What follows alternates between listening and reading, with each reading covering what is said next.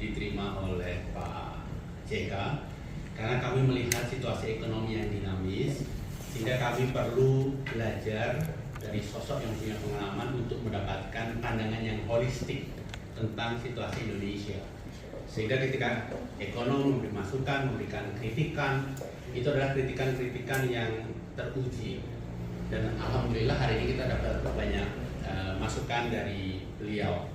Intensinya adalah kita ingin memperkaya wawasan, sehingga kita memberikan masukan, memberikan komentar, itu adalah komentar yang sesuai dengan proporsi, sesuai dengan kebutuhan negeri ini. Saya rasa itu sebagai pembukaan. Pak JK mungkin mau menyampaikan. Terima kasih, ini saya terhormat untuk mendengar pandangan dari teman-teman para ekonom dengan niat.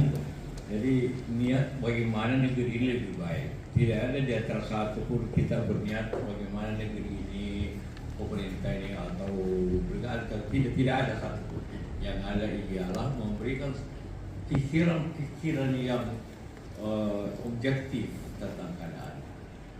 Bahwa ekonomi kita perlu banyak perbaikan, perlu banyak evaluasi, perlu banyak tindakan-tindakan yang sesuai dengan kondisi hari ini. Karena ekonomi kita dipengaruhi oleh tiga hal, dari luar, dunia, masa lalu, dan juga kebijakan sekarang ini. Kita tidak bisa merubah luar, kita tidak bisa merubah masa lalu. Kita hanya bisa memberikan perhatian kepada kebijakan sekarang. Nah, karena itu maka kita menerima betul banyak usulan-usulan, saran-saran, juga pandangan yang sangat baik. Tujuannya satu, bagaimana kita negeri ini lebih baik. Itu aja. Dan ini pertemuan ini tidak mengambil keputusan. Ini tiga tukar pikiran. Nah, tapi intinya sederhana. Dalam kondisi di mana negeri mengalami ketidakseimbangan fiskal, artinya defisit besar, maka solusinya antara lain ya turunkan pilih pembiayaan yang dapat memajukan negara, yang pembangunan dana masyarakat, dan bagaimana menaikkan penerimaan itu aja. Jadi kita kembali lagi memilih prioritas. Memilih prioritas yang dapat memberikan suatu pertumbuhan yang baik untuk negeri ini. Kalau prioritasnya memang seperti contohnya saja, MBK itu penting, beli alutsista penting, koperasi penting, cuma ada yang lebih penting lagi. Cari yang lebih penting yang dapat, yang bukan cari, memilih prioritas yang produktif, yang dapat meningkatkan pertumbuhan, memperbaiki dan kehidupan ekonomi masyarakat. Jadi bukan hanya kita bicara tentang hal tersebut. Jadi kita lagi berbicara apa yang prioritas. Kita sudah melihat apa yang prioritas, apa yang tidak prioritas. Bahwa itu penting, itu perlu, tapi ada waktunya. Tapi yang apa yang dewasa ini sangat penting itu yang harus kita, pemerintah harus memilih terbaik, prioritas tidak kepada usulan lewat Pak JK. Siapa tahu nanti Pak JK berkesempatan untuk bertemu dengan Pak Prabowo. Silakan rekan-rekan kalau ada yang menambahkan. ART, jadi dengan segala review yang sudah disampaikan banyak pihak, ini mungkin perlu dilakukan satu evaluasi yang holistik, termasuk dampak dari perang Timur Tengah ini, dan pada gilirannya ART itu adalah harusnya resiprokal, yang sekarang ini masih sepihak, sangat menguntungkan Amerika dan sangat merugikan Indonesia. Oleh karena itu sebaiknya DPR juga melakukan evaluasi menyeluruh dan mempertimbangkan kepentingan perekonomian nasional apalagi menghadapi krisis akibat perang dari Timur Tengah ini. Terima kasih. Sedikit aja, terutama juga selain tadi mengenai fiskal serta harga minyak, ketersediaan dan suplai dari BBM serta minyak yang harus dijaga oleh pemerintah itu juga merupakan hal yang penting. Dan untuk itu tentunya yang perlu dilakukan adalah diversifikasi secepat-cepatnya. Jadi jangan lagi menunggu sampai turun benar-benar stok yang nggak ada. Ya. Kemudian satu lagi juga memberikan informasi secara akurat kepada masyarakat secara berkala untuk menenangkan permasalahan yang ada di masyarakat yang sekarang ini mulai timbul. Jadi kedua hal tersebut perlu dilakukan secepat-cepatnya. Kondisi fiskal kita itu cukup sempit. Satu, apa yang terjadi di Timur Tengah itu bisa punya dampak melalui dua channel.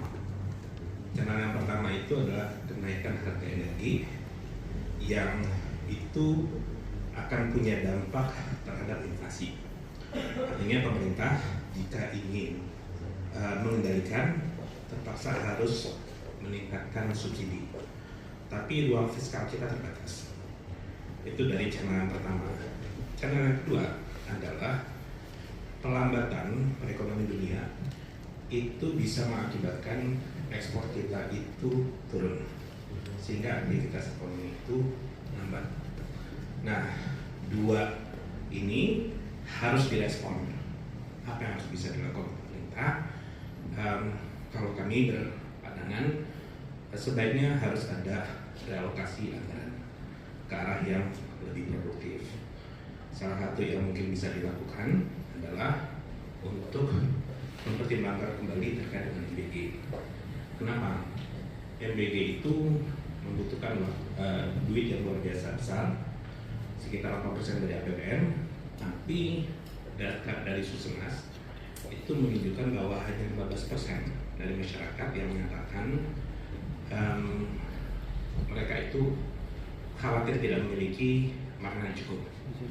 Artinya kalau kita fokus ke yang 15% ini, itu artinya di satu sisi anggaran itu bisa dihemat jauh lebih besar, tapi di sisi yang lain pemerintah itu masih bisa menjalankan janji kampanye yang disampaikan pada saat Pilpres sebelumnya. Mungkin itu dari saya. Mungkin ada yang lain dibandingkan waktu-waktu sebelumnya, antara lain ketika pre-funding untuk dapat duit utama itu dilakukan lebih cepat dan lebih banyak. Kemudian Menteri Berbaya minta ijon surplus ini yang sebetulnya belum tentu bisa diperoleh nanti. Kemudian dalam beberapa waktu ini lelang-lelang itu menunjukkan bid cover rasionya turun padahal yieldnya naik. Intinya tadi sudah juga didiskusikan, defisit sudah mencapai 135 ya, bahkan 175 sepertinya untuk Februari. Dengan demikian kebutuhan berhutang itu makin nyata, cash flow sulit.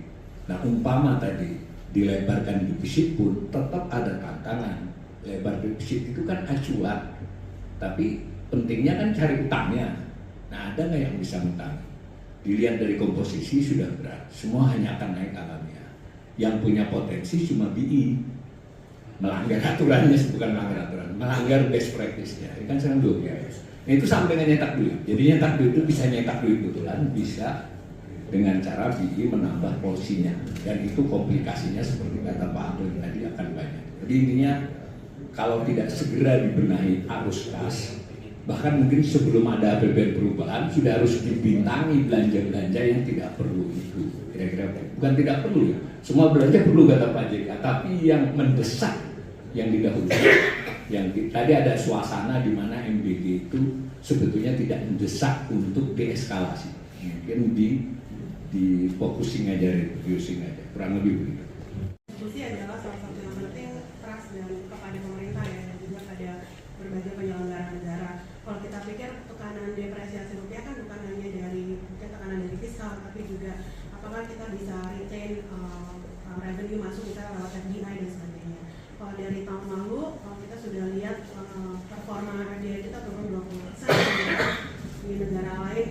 sebesar itu.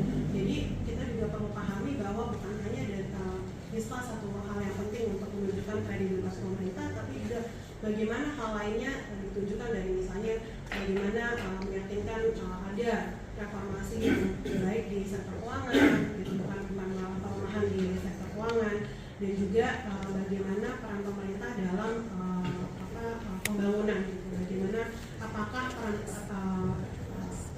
alat-alat yang digunakan masih mendukung bergeraknya sektor swasta atau malah justru perawatan sektor swasta.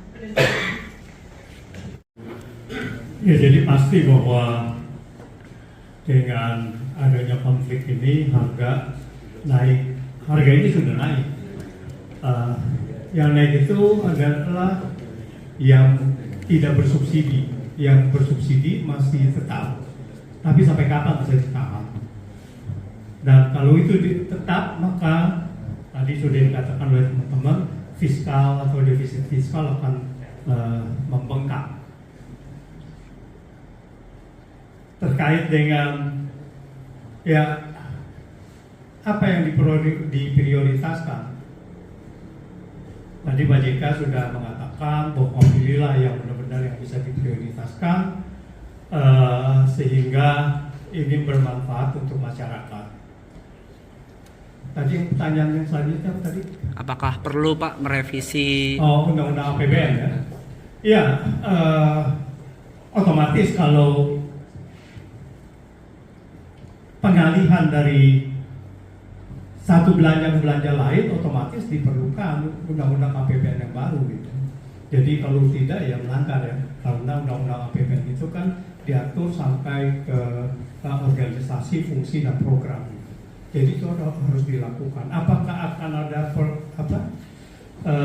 pelebaran defisit dari 3% atau naik gitu ya? Kemarin dulu saya bicara di forum buruh.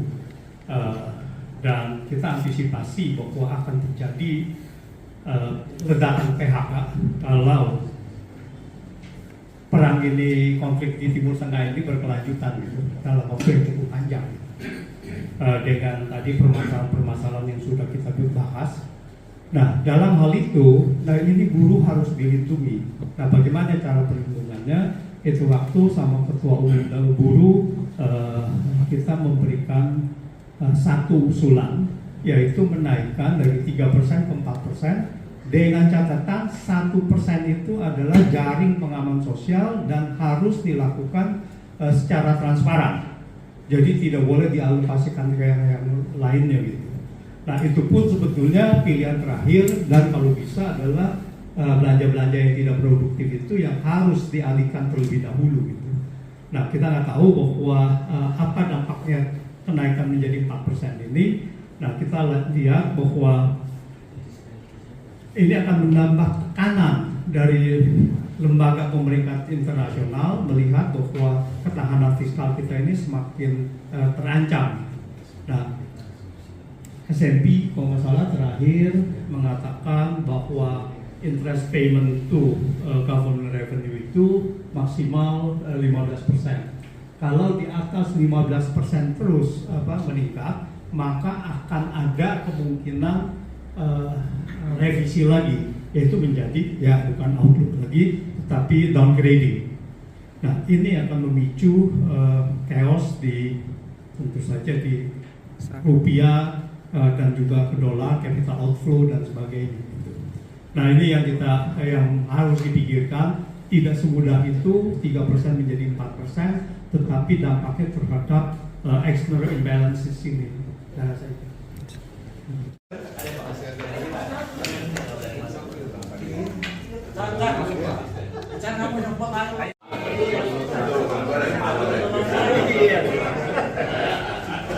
Pak, ini foto bersama